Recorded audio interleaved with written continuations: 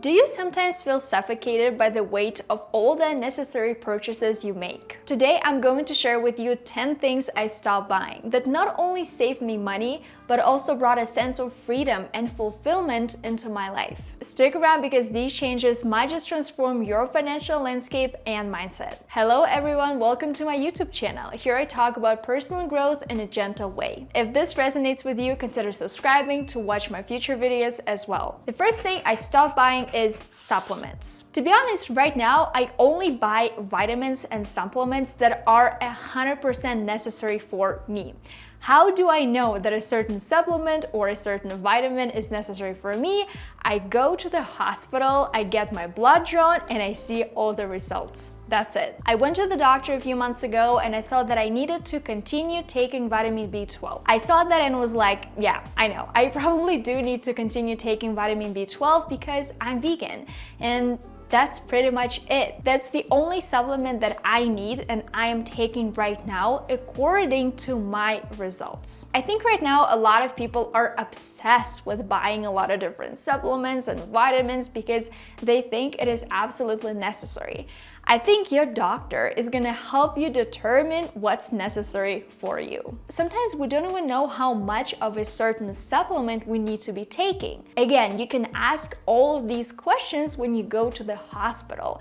That's why I never spend money on unnecessary supplements. You know, if I see someone online talk about how amazing this particular supplement is, okay, maybe they need it, maybe it's amazing for them, but I know that I personally don't need it. It's saving me money, it's saving me space in my kitchen because usually I store all my supplements and vitamins in the fridge. Recently, I got recommended this TikTok about this new Kardashian wellness Lemmy gummies. I guess a lot of people are obsessed with them right now, but yeah, the marketing is amazing, the packaging is great. I'm not gonna say it doesn't look cool. However, so many people are swayed into believing that they absolutely need these Lemmy gummies when in fact maybe they don't. And I know that I, for example, don't need them. I feel like because of this principle that I don't buy every single supplement I see online, whether it's marketed by a famous brand or a celebrity, I'm saving around $30 per month, which is a lot of money. The second thing I no longer buy is alcohol. I used to drink wine a lot. I think it was mainly because at one point in my life, I got interested in wine so much and I just wanted to learn more and more and more and more and more about it. And for you to know a lot of things about wine, you need to be drinking wine. It's pretty simple. And I think at one point I was buying like probably 2 bottles a week. And all of this adds up. And also because of that, my skin was getting worse. And probably that experience taught me that my skin is really dependent on the fact whether or not I drink alcohol. When I do drink alcohol, my skin just doesn't look as great. Also recently, I listened to an episode from the Mel Robbins podcast, and there she invited an alcohol expert, and they actually talked about alcohol, whether it's good for you. And yeah, we all know, like there are actually no like good things about alcohol. When you drink alcohol, you have to understand that it's not quote unquote healthy for you. So now I wouldn't say that I never ever drink alcohol, but it happens so rarely. Just because I know that it doesn't make me feel great, it doesn't make my skin look good, and plus I'm just wasting my money. So I think with this new approach, I'm probably saving close to $80 a month. Because again, in the past, I would buy at least 2 bottles of wine a week because I was trying to learn about different grapes, different styles and stuff like that. So I was drinking a lot of wine. The next thing I stopped buying is takeout drinks. Here's what I mean by that. I always loved matcha. And so in the past, every single time I craved matcha, which was pretty much every single day, I would just go outside, go to Starbucks or some other coffee shops and get matcha. But now, I don't do that anymore because I actually learned how to make my own matcha. I learned what matcha brand is good. So now I do it at home, and this way I save so much money. So maybe you love coffee or you love a specific drink. Think how you can make this drink at home instead of constantly going out, going to coffee shops just to get that drink. And since right now I mainly make matcha at home, my matcha honestly tastes so much better. Like sometimes right now when I go to coffee shops and I order matcha there, I'm like, ew.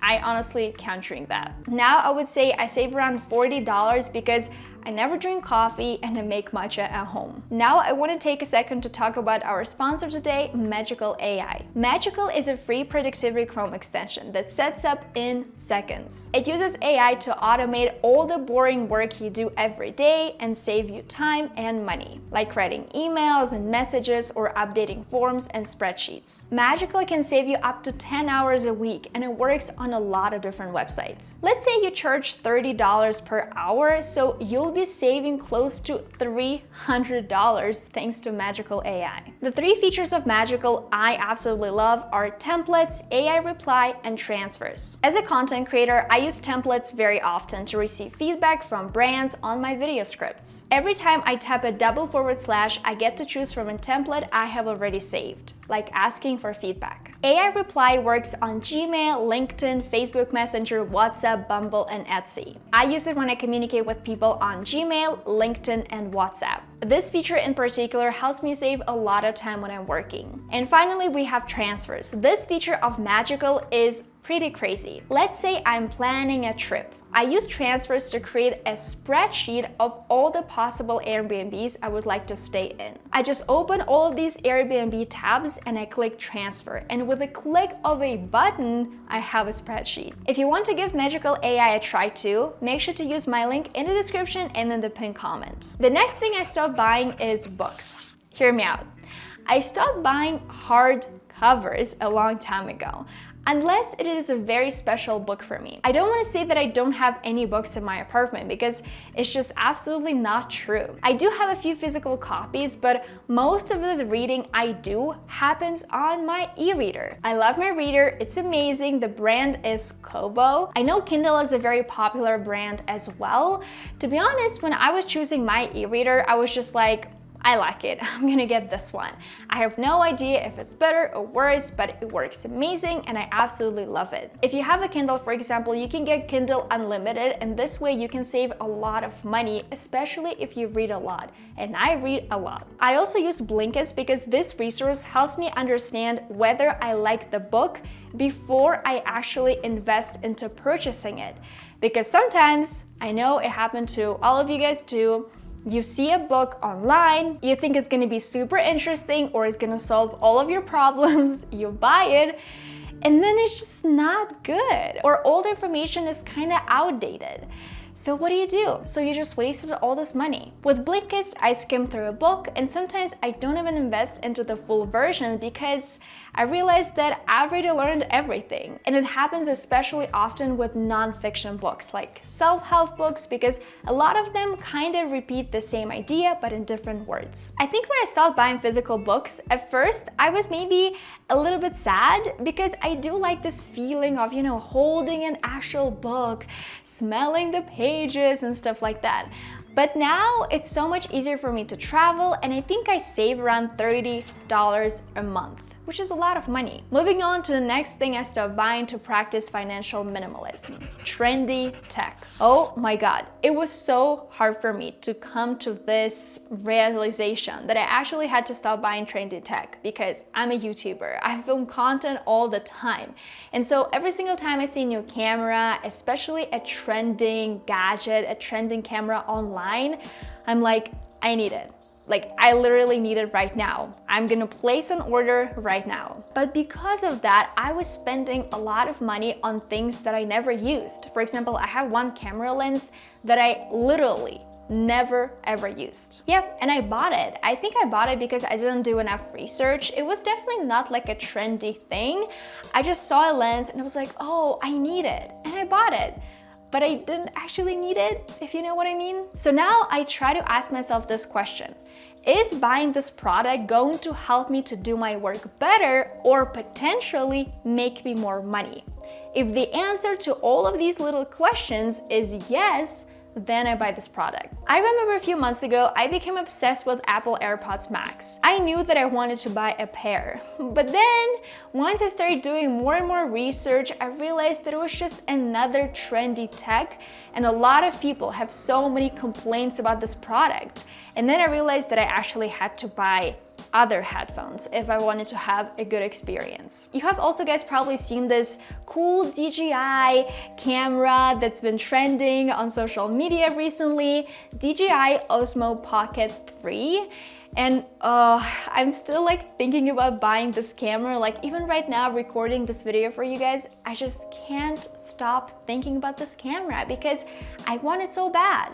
But then my question is, Veronika, do you actually film vlogs? Like, is this product going to help me do my work better? And the answer is no. I never ever film travel content. I don't make vlogs just because I made this decision a long time ago. Like, I don't actually want to do it. Am I going to make vlogs in the future?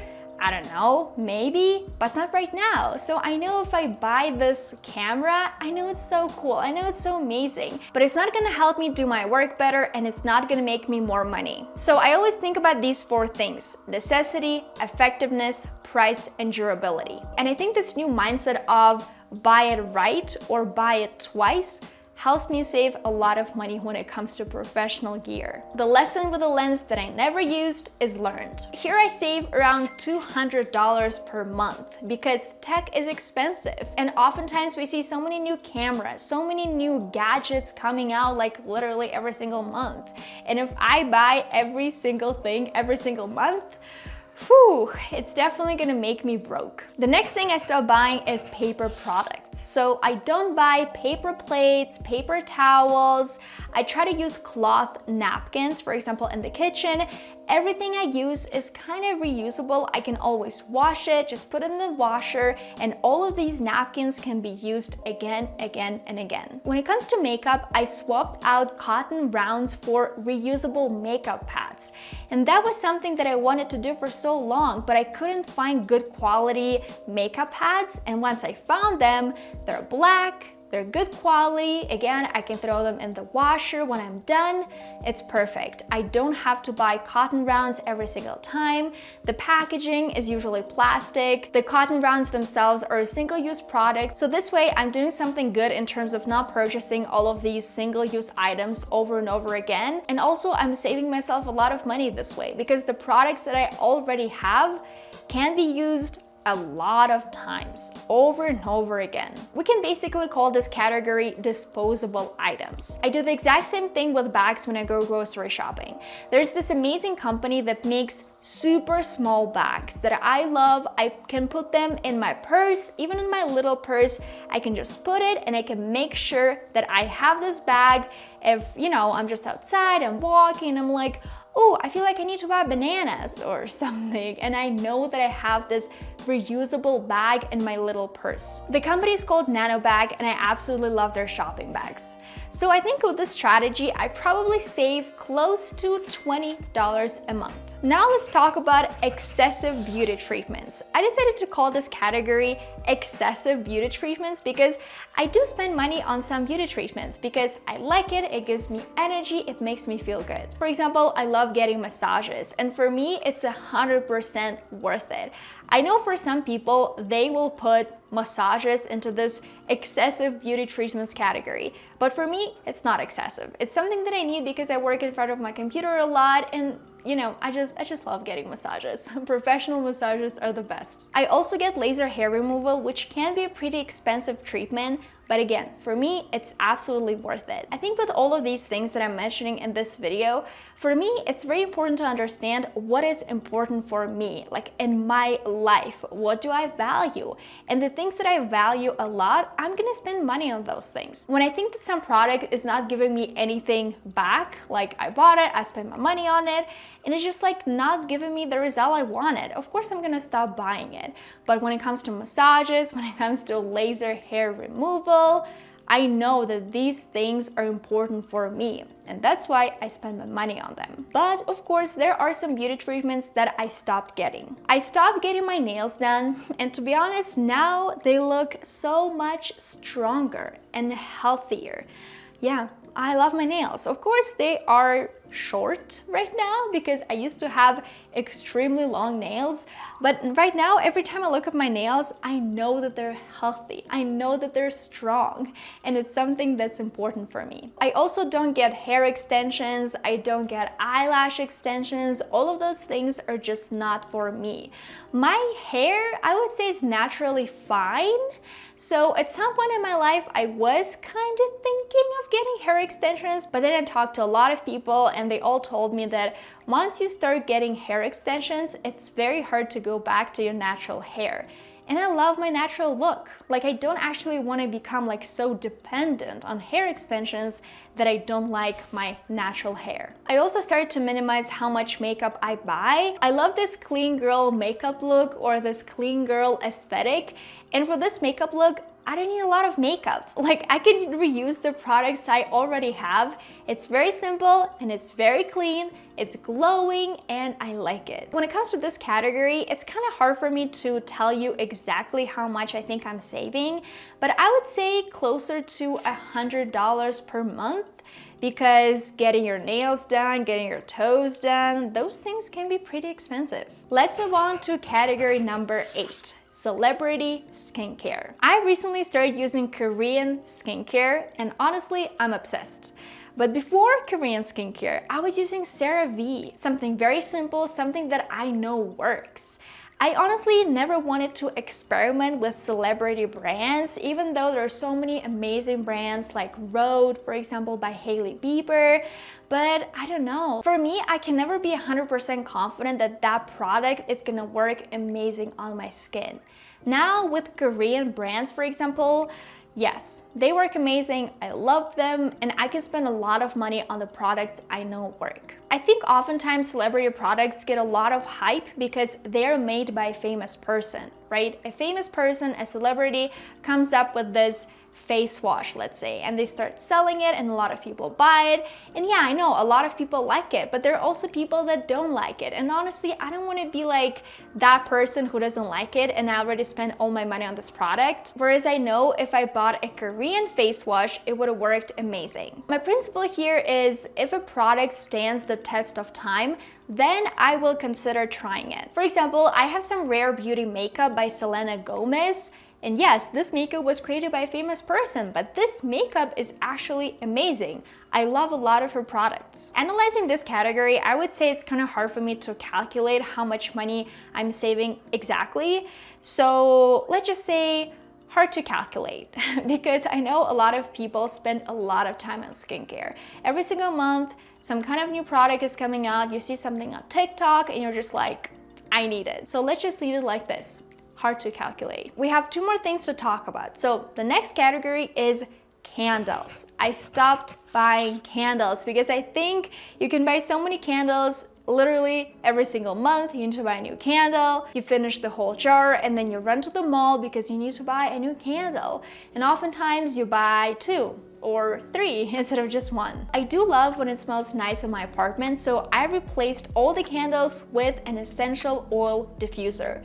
And I love it. It makes my room smell amazing. The smell is not very strong. I know it's all natural, and it also adds humidity.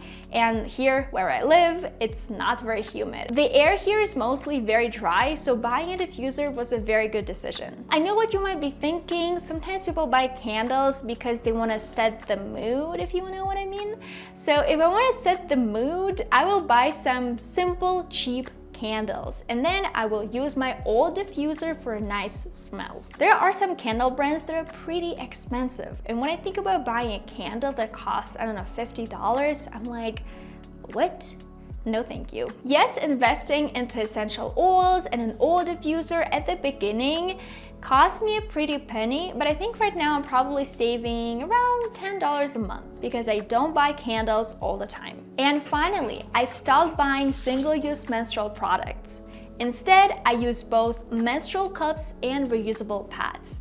There are so many amazing reusable menstrual products. You can buy cups, you can buy pads, you can even buy menstrual underwear. I have used all of these things because I know how bad the single-use menstrual products are for the environment. They contain plastic, they end up in the ocean, and if you buy a menstrual cup, you can literally use it for years. And yes, menstrual cups have a higher upfront cost. Usually you pay around $20 to $40 depending on the size, depending on the brand. But again, as I just said, they can be reused for several years with proper care. So while menstrual products are not very expensive, I think I'm still saving around $10 a month right now, but I know that I'm doing a lot of good for the environment as well. So are you guys excited to see my total savings right now?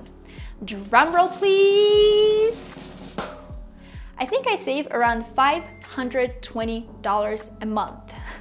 It is pretty crazy.